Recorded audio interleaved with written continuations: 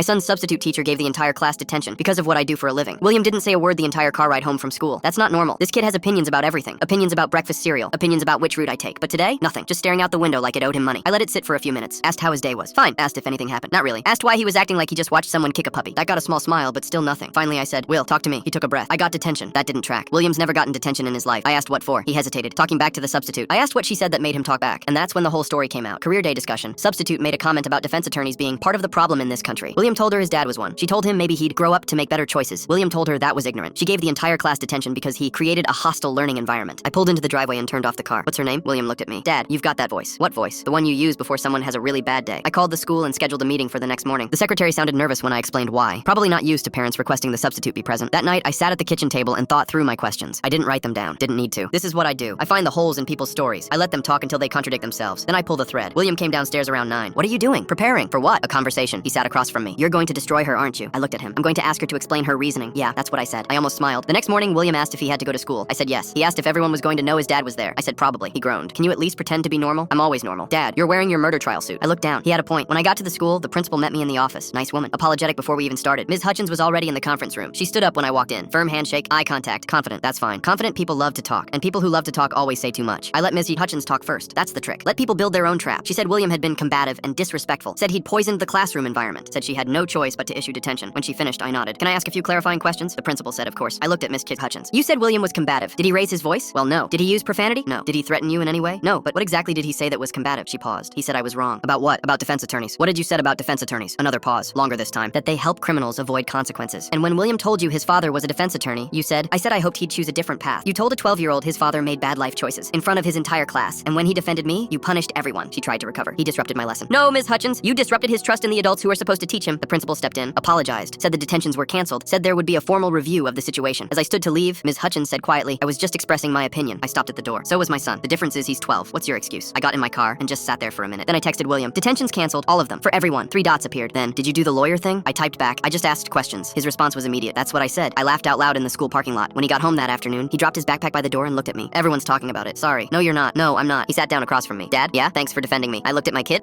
The one who stood up in front of his whole class and told a teacher she was wrong because she insulted his father. You defended me first.